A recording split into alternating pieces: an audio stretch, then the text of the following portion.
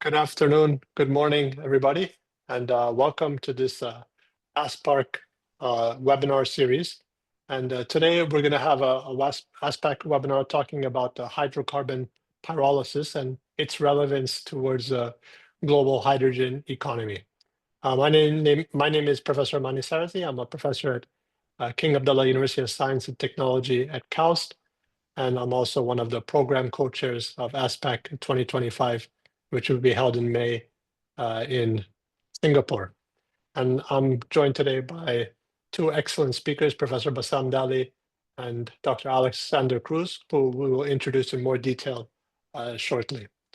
So in order to lay the foundations for our topic of discussion today, I want to mention the importance of the hydrogen economy in the global context of decarbonization. At present, the world today uses about 90 million tons of hydrogen, and this is largely coming from natural gas, coal, and other fossil-derived feedstocks. And most of this hydrogen, which is produced from these various feedstocks, is used in industrial sectors such as the refining of petroleum and petrochemicals, the production of ammonia for fertilizer and agricultural applications, and a small fraction is used in transportation, methanol production, and also in the production of iron, which is used in steel making. Important to note is that this 90 million tons produced today results in a significant CO2 footprint, and that needs to change in the future to achieve the decarbonization targets. Not only in the traditional sectors of petrochemicals, refining, and fertilizer production, but also in new areas such as power generation, mobility, and other types of industrial heat and building applications. So in the early 2020s, from 90 million tons, it is forecasted that this global hydrogen production, as well as demand, will increase significantly. And the projections are, of course, projections, so they're widely varying. Probably the most optimistic scenarios are saying we're going to maybe double by 2030 and then increase by another fourfold by the year 2050, somewhere around 660 million tons of hydrogen used across different sectors in the next 30 years. Again, these are quite optimistic scenarios. Perhaps more recent projections will settle down around half this number, maybe 300 million tons. In any case, the global hydrogen economy is going to increase considerably, at least 3 times more than it is today. And the source of this hydrogen production will need to be from decarbonized or low carbon sources, which do not release CO2 emissions to the atmosphere. And achieving this, of course, can be done by various means. Colloquially, we have different ways of coloring hydrogen, but as scientists, we talk more about the CO2 footprint of the hydrogen that's being produced and how to produce the hydrogen which has the lowest carbon footprint. Hydrogen from renewable energy can potentially have a very low carbon footprint. Hydrogen from electricity used to electrolyze water by using nuclear energy can have a low carbon footprint, but there's also other types of fossil-derived hydrogen which can have a low carbon footprint. These include CO2 capture after reforming of methane. We call blue hydrogen to capture the CO2 and sequester it. And today's topic is about hydrocarbon pyrolysis to produce carbon and very little CO2, as well as hydrogen. And colloquially, it's called turquoise hydrogen, but we will call it hydrocarbon pyrolysis for clean hydrogen production for the purpose of our scientific community. And to kick off this topic, and what we believe is a very important source of hydrogen in the future, because renewable derived hydrogen will have high costs, high requirements for scaling to large scale. If we go from 90 million tons to 300 million tons, we're hardly making 500,000 tons of renewable hydrogen today. So getting even to replace the 100 million tons today with renewables is going to be a long road. And a great way to achieve this demand in the next 10 years will be by using hydrocarbons, which are excellent hydrogen carriers and resources to exploit. To this end, I would like to introduce our first speaker, who will be talking about hydrocarbon pyrolysis, Professor Bassam Dali, who's a world-renowned expert in various aspects of combustion and energy conversion. He has been in academia for the past 33 years, spending much of his time at the University of Adelaide in Australia, and now working at King Abdullah University of Science and Technology as a professor of mechanical engineering. As I mentioned, his research is related to energy conversion, decarbonization, sustainability, and applying many of his expertise to things like thermal power generation, combustion, also hybrids, alternative fuels, and the production of clean sources of energy. He has more than 380 papers with over nearly 11,000 citations, and he has also been the chair of the ASPAC in the past, and also for the International Combustion Institute, which was recently held in Milan. So he's a fellow of the Combustion Institute, and we'd like to welcome him now to present about hydrocarbon pyrolysis research and development. Thank you very much, Manny, for your kind introduction, and thank you for the invitation to deliver this talk. I hope that you're able to see my screen. And yes, good. Yeah, great. Just give me a second. Okay, so the topic, of course, is turquoise hydrogen. This work, as the title implies, is work that is being done at CAST. Some of the work also in collaboration with the University of Adelaide as well. And I'll just go into it and tell you what sort of what I'm going to talk about. The first thing is acknowledgements. All these people have contributed to this work in multiple ways. I also want to acknowledge Dr. Mehdi Jafarian, who I'm working with him on aspects of solarizing the pyrolysis of methane, and also colleagues from Aquapower who supported the research for myself and Professor Mani for a year and doing some of the experimental work and techno-economics that I'm going to show. So what we're going to talk about, quick introductions, why turquoise hydrogen. I'm going to expand a little bit on what Manny has said. I'm going to show some of our experimental and modeling work, techno-economics, a bit of a conclusion, and basically next steps as well in the next 20 minutes or so. So here's why we're sort of focusing on it. What we sort of discovered over the last few years is that green hydrogen has stalled, basically, because the price reduction did not materialize as was expected. And that's limiting the amount of green hydrogen that's being produced. And mostly it's actually the price of renewable electricity. And here's some projection in there showing that it's going to basically increase substantially, mostly because it avoids the CO2 problem that current hydrogen production technologies suffer from. It's basically going to give us gaseous hydrogen and solid carbon, and then we could, of course, valorize this carbon and reduce the price of hydrogen. Here, just a list of different companies we identified who are working on this topic, and just to show that it is relatively in its infancy, but nonetheless, it's evolving and developing quite fast because of its different features, which I'm going to highlight in a minute.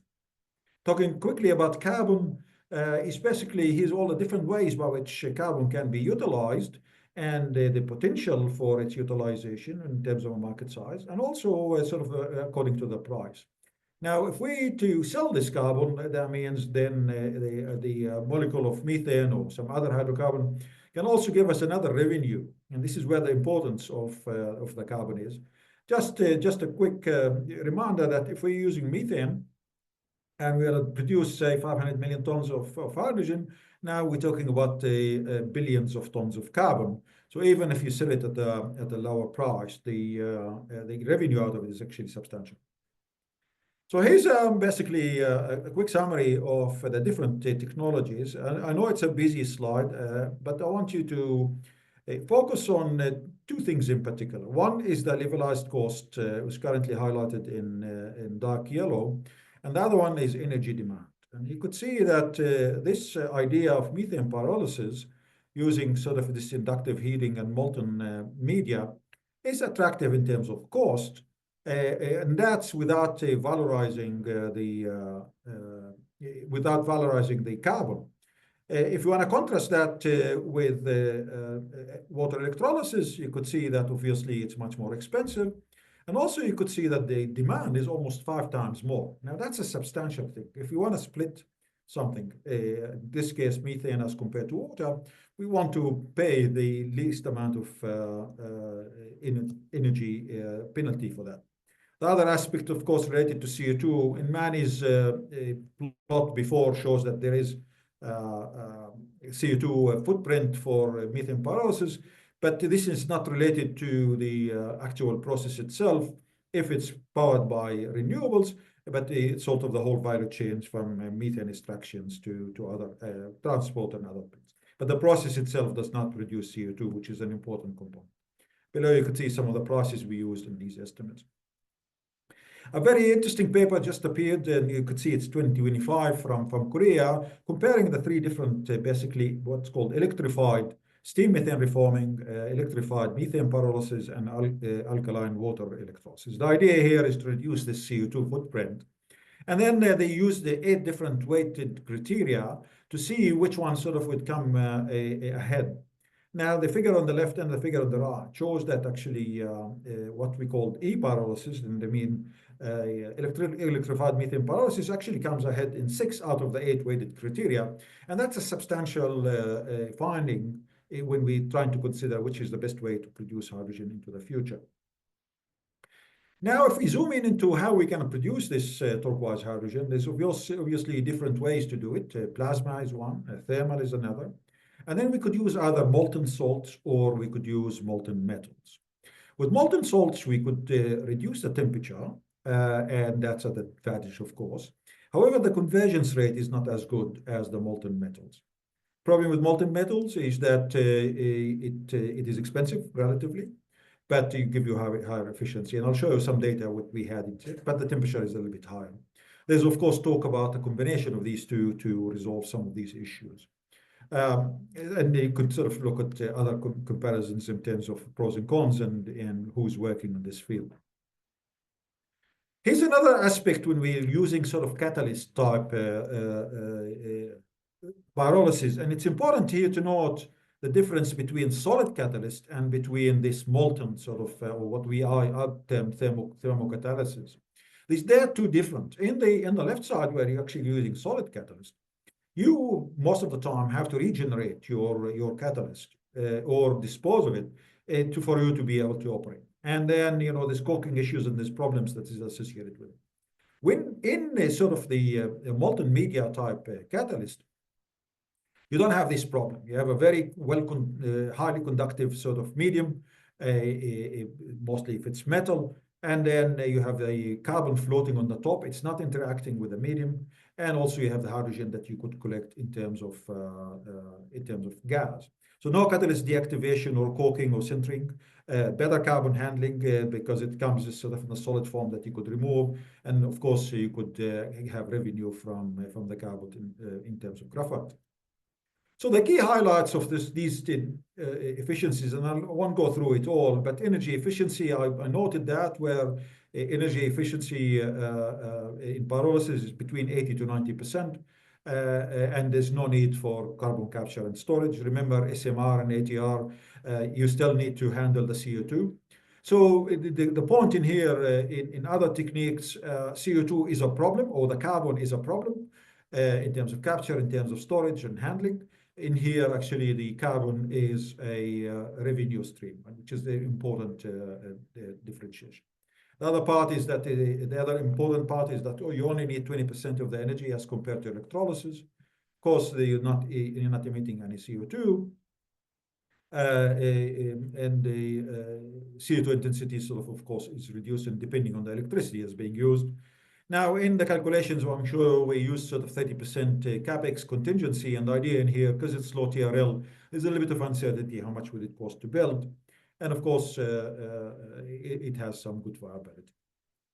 So, okay, if that's the case and everything is rosy, then why hasn't been sort of advanced? And of course, there's a lot of challenges with any new technologies. That some of the highlights in here that I'm putting together, so to help you sort of understand where we are. The first is called material and structural. These metals and some the other multimedia can actually have issues with corrosion. So corrosion, solving these corrosion problems and thermal expansion is something important. Heat management, how do you introduce the heat into this medium and heat it up? Mostly if you want to come from the outside, because if you put anything inside the medium, carbon may start accumulating on it and you don't want that. Gas liquid dynamics, it's not you're bubbling gas into this medium, and how these being handled is actually quite important. How do you get the carbon out in a proper way without sort of interrupting the process? Of course, what is the novel design? How do you most activate it? Safety factors, operation longevity, sort of how long will your molten media last? How often do you need? Molten metal is very expensive. How do you handle it? There's also issues of some of the carbon carrying, even a small percentage of this molten metal. How do we sort of clean that? Infrastructure integrations, of course, environmental impact that it needs to look at, and of course, commercial viability and techno-economics. All these are issues that they're not insurmountable, but these issues that one has to take into account when sort of considering this technology.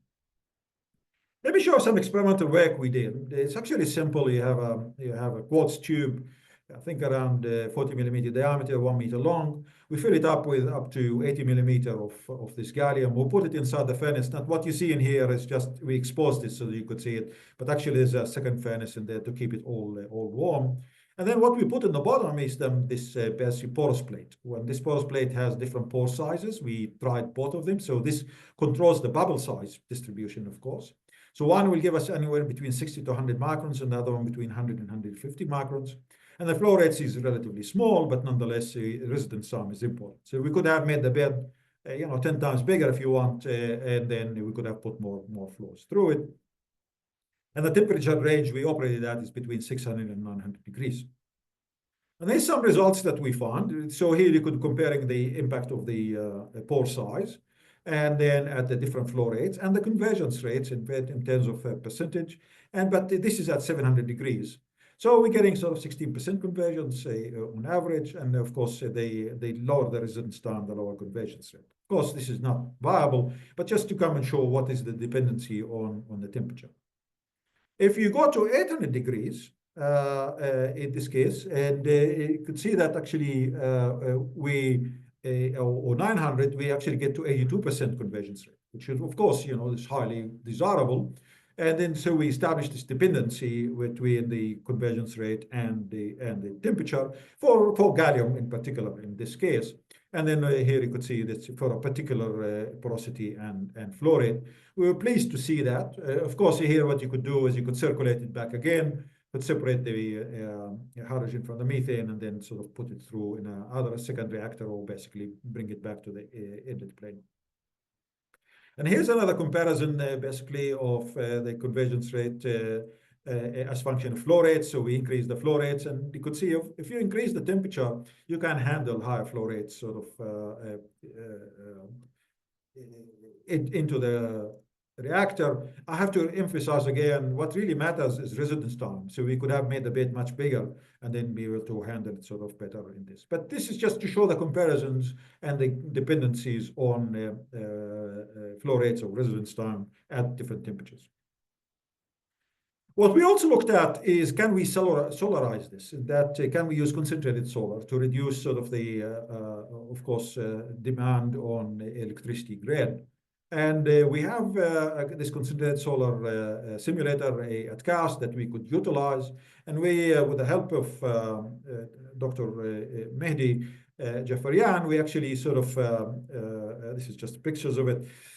We put basically a receiver, and it was surrounded by this gallium. And we're able to experiment sort of up to 850 degrees using this concentrated solar. And the same concept of bubbling sort of methane through the gallium and looking at the convergence rate. And we face some material issues regarding that, which is not insurmountable, but there is some challenges of using gallium under these conditions. There isn't much data out in the literature, but sort of the extension of this would be to shift to molten metals and use the same systems to prove the point that we could actually solarize it as well. We also looked at modeling, which is important to actually in these kids because these experiments are not easy to do, and of course you don't really see what's happening inside. So with the help of Dr. Fabian Angikath at CAST, we looked at the hydrocarbon kinetics. We looked at sort of at the hydrodynamics, including the gas holdup, drift velocities, and measure pressure gradients. And for those sort of trying to basically look at the quantity of hydrogens we were able to handle, the reactor dimensions, aspect ratios, lots of aspects that relates to the design of the equipment itself. And of course, ANSYS can be used as well to determine the bubble size, which just is an important component into understanding the convergence rate. So if you look at methane, so up to now I only handled methane, but actually we are interested in other hydrocarbons, and we already have started doing some work on higher hydrocarbons, in fact, some experimental work as well, and how we convert those into hydrogen. And then the premise in there, of course, methane will give you the highest concentration or highest amount of hydrogen. But if carbon is of value as well, then we could also convert low-value hydrocarbons into hydrogen as well. So here you could see sort of we could have the primary and secondary pyrolysis. Of course, when you go from higher hydrocarbons, you end up with C2s and even benzene, and then from there, it's sort of you could go through the second step, converting it back into methane, and from methane you could go to hydrogen. So this could do a two-step approach as well in terms of trying to produce the hydrogen, or even valorize intermediates such as ethylene or ethane for this matter. We validated our models using data from the literature. I don't want to go into a lot of details, but we use what they produced, and sort of our model seems to work quite well. And then we use this sort of in trying to estimate our own data. The other thing we done, which is started in collaboration with Professor David Fletcher from the University of Sydney, is to looking at 3D modeling of a proper reactor with dimensions of almost 20 centimeters or 40 centimeters, 10 centimeters, I'm sorry, 50 centimeters sort of high, and then with the liquid levels of around 40. And then even running it at 20 bar and high 900 degrees, or 1,000 degrees C in this case. And here we're down 100 kilograms of methane per day. I won't go into the details of the CFD models. It's still early days, but sort of it's some interesting results emerging out of here. And the idea here is to try and optimize basically the size of the bubble, the interaction between the bubbles, the gas holdup, the convergence rate eventually is with something we need to understand. So here's a sample results. It's all preliminary, sort of course, it's time dependent in here. So this is after 24 seconds. We're showing some velocities. We're showing sort of the mean gas holdup, which is an important component. And then the convergence rate and how much sort of we're getting out of the system. And then you could see that 97.5% of the methane has been converted. Now, of course, this is still all in the theoretical side, and we want to be able to build and test and verify, but this will help us in the design process, finding trends and understanding dependencies. We also looked at the techno-economics and sort of we built an Aspen model to try and better understand the whole system in terms of energy generation, in terms of hydrogen productions, and the reactor sort of energy required. And we published this in the paper that is quoted here in the talk. These are some of the assumptions we used, and I want to emphasize the sort of couple of aspects. One is the 30% increase in the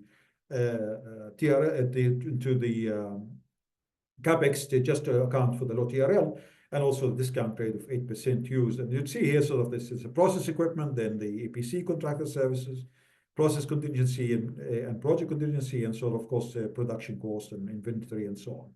So basically, it was a detailed CFD model looking at different feedstocks and what we should get out of it. So some of the results we used, we found actually quite promising. And if you look at the Y level in here, where the Y axis, you could see it's the hydrogen production cost is sort of within what the target of the Department of Energy is, which is $1 a kilogram. Now that's really promising, and it actually go below that depending on the scenarios we're using. So the A1, A2, and A3 is basically the type of energy that is used to heat up the reactor. So the first one is electricity grid, and the assumption here is $40 a megawatt hour. The second is solar PV and storage at 24, and the third is a mixed and around 33. So you could use it during the day, and during the night you could use it for an electricity grid. And the other aspect is basically when we weren't sure of the lifetime of the catalyst that we're using, then we assumed it's a 5-year or 2-year, or then also we added the swing reactions, pressure swings, sort of for separation instead of a membrane. And then sort of we looked into those and how to separate them. But the picture looks really good. In other words, our estimates, assuming that sort of the price of natural is $55 to $60 a ton, is looking really, really promising. I remind you that currently the best price for electrolysis is something like $3.9 a kilogram. And so this is the emphasis of the best scenario that we were able to find. So the production is competitive with even gray hydrogen. And of course, there's no CO2 coming from the process itself. This is not the total CO2, but the CO2 from the process. This is a little bit of sort of just another way to look at it. You could see here we looked at the sensitivity of the price of natural gas from 1.25 MMBTU to 3. And sort of the total cost is not totally dependent on it, but it's an important component that one needs to consider. And you could see that the molten media is a much important component than the price of natural gas. The other part is this is another rundown of what the different components of the cost is and different way to see it. And you could see sort of where the price of natural gas sits, the electricity sort of price, and when you compare them together. And of course, what we get out of the price of the electricity of the hydrogen produced. I want to remind you that in one we're not using we're not valorizing the carbon, and if we valorize the carbon, you could see here that the price drops substantially. And here we're assuming it's $200 per ton, which is sort of an average value, but we could afford to also go a little bit lower as well. Here's another way looking at the carbon in particular and the revenue from the carbon. I won't spend a lot of time, I'm running out of time, but it's important to know that there is value on valorizing the carbon and how much reduction you could have when you do that, basically. Now, of course, if there's an oversupply of carbon, the price is going to drop. But nonetheless, this is why we're being realistic about the price of carbon and what impact it will have on the price of hydrogen. In terms of commercialization plan, I'm happy to report that we do have a provisional patent that we're going to register it that looks at resolving some of these challenges that I identified before. And the idea is that we want to increase we want to go to TRL6.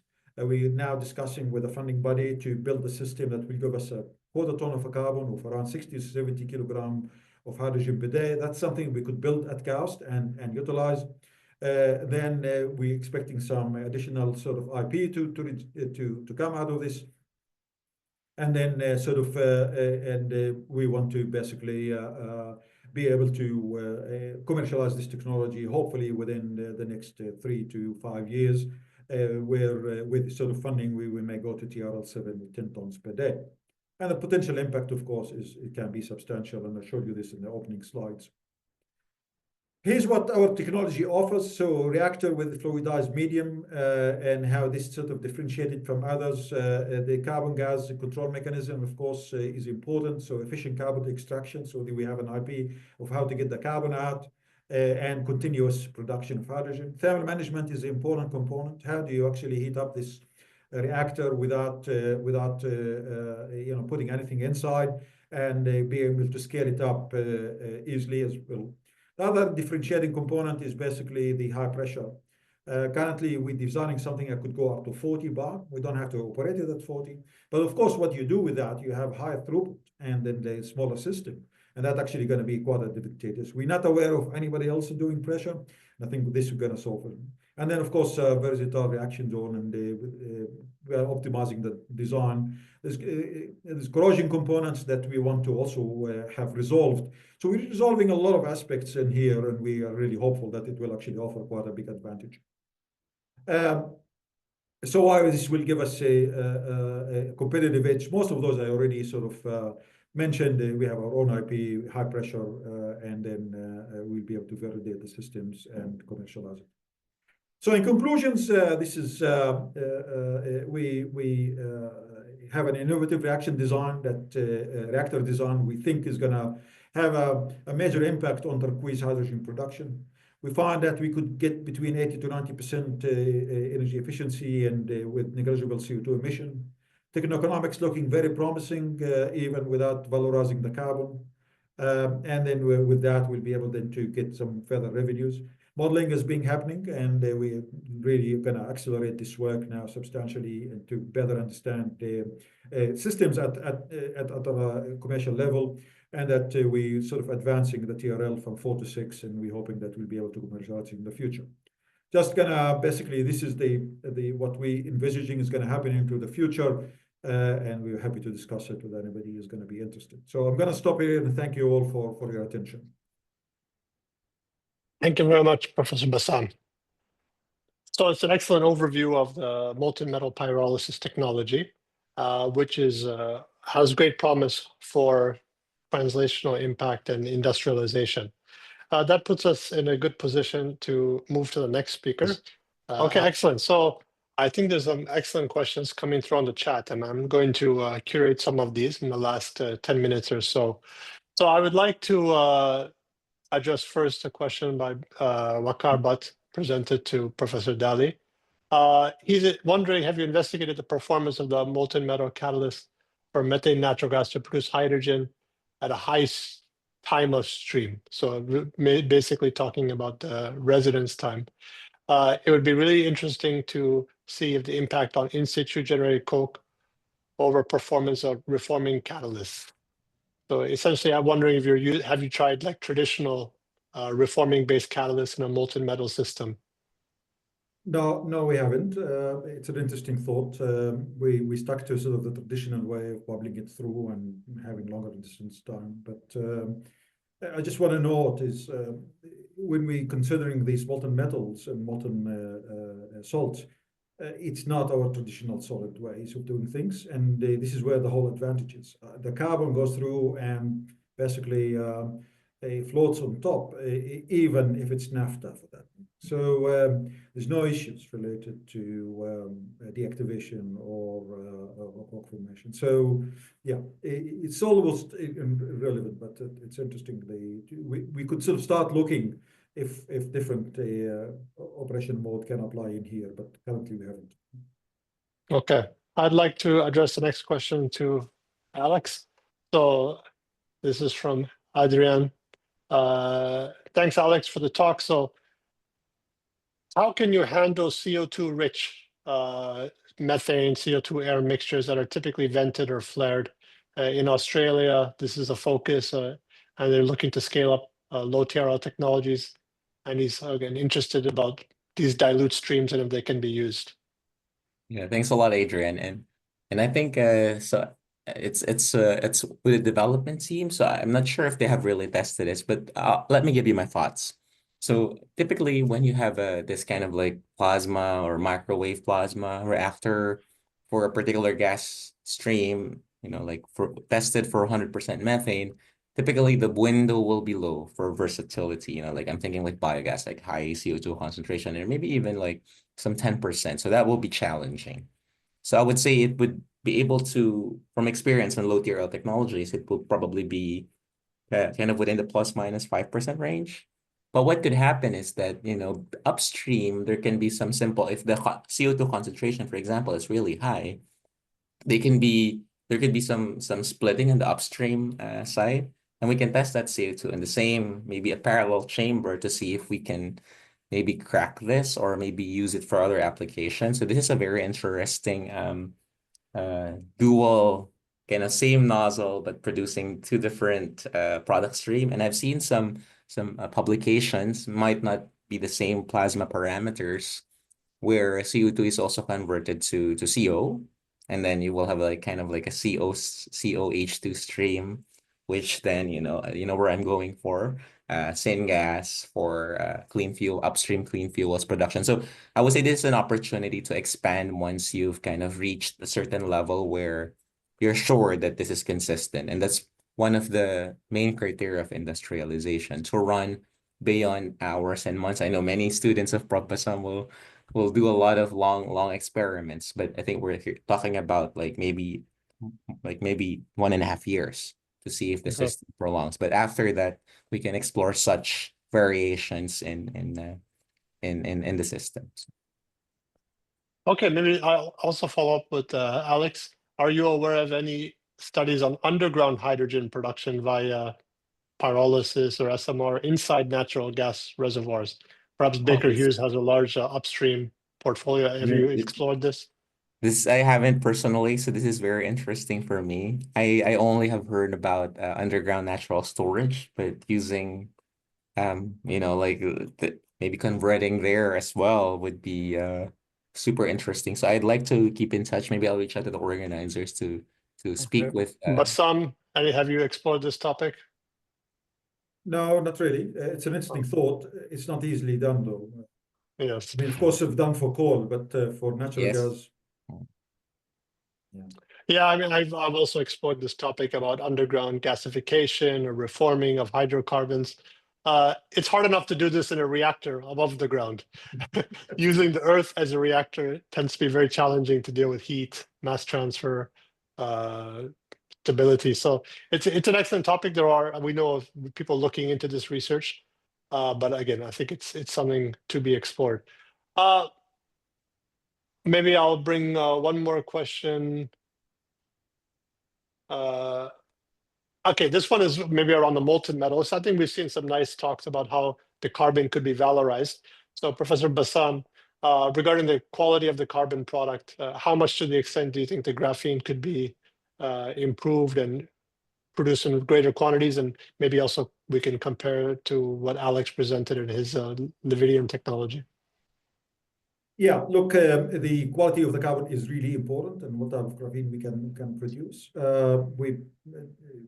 Mani's student Hytham published a really interesting paper about what type of carbon we can produce depending on the medium and the temperature, and that's quite interesting. So we could actually tailor the type of graphene or the carbon you could produce depending on actually what sort of conditions you put in. What we found is that they will always need some post-processing, and we sort of try to account in the last one of the slides in there, we try to account for the cleaning process and the amount of energy required to do that. But it's not insurmountable. I mean, if you're going to get high value for it, so you could go the extra step. The one thing that worried us most is the small traces of the molten metal that may be sort of stuck to the carbon. But then there's solutions for that with a combination of molten metal and molten salt, and that would actually reduce it substantially. You could see in our techno-economics, we looked at either 2 years lifetime or 5 years lifetime to basically account for any variability of changing in the medium altogether because it's expensive. So I guess the bottom line is you could tailor the operating conditions to get a high value carbon and then compromise even on the convergence rate. So basically, potentially, carbon becomes the main game if you play it safely. But of course, you need to look at the market size and consumptions. And this is why I showed you this figure about how much carbon can be absorbed in the market, and it's substantial. Excellent. And maybe final question to Alex. You can answer that, but also I want you to answer the role of innovation in achieving negative carbon in addition to zero carbon. If you have any thoughts on that. Yeah, thanks, Sure. thanks, Money. So maybe I'll just answer this very quickly. So obviously very important. I think like many of us did our grad studies or are doing our grad studies now. And for us, probably quite some time ago for the three of us in the call. But I would say it goes beyond the lab now, because I think the skills that with the innovation and technology scientists and our engineers are I would say valuable in not only in the science and the creativity, but for me as an engineering leader, the risking. The risking is the name of the game when it comes to scale up, not only in terms of engineering and safety, but also supply chain. And I think the deep understanding of the ecosystem, the materials, will really help that and identify those risks early on rather than finally seeing it when the bill of materials come. So I would say this is very important, and you will see companies like Baker Hughes hiring talent in academic spaces coming from postgrad studies, and I hope to see more of this in the future, even beyond the energy sector. Excellent. So, okay, thank you very much to the audience for attending this webinar today. I'd like to remind everybody the 15th Asia Pacific Combustion Conference ASPAC will happen with the topic of zero carbon and sustainable future as the focus point in May 18 to 22 in Singapore. And this is just a prelude. I can guarantee you this topic will be presented in more detail with more speakers at the conference. So please attend if this topic is of interest to you, and also other decarbonization related topics. Thank you very much to the audience. Thank you, Professor Daly, Dr. Cruz, and looking forward to meeting everybody soon in Singapore. Have a good day. Thank you for the opportunity. Thanks, Thanks, everyone.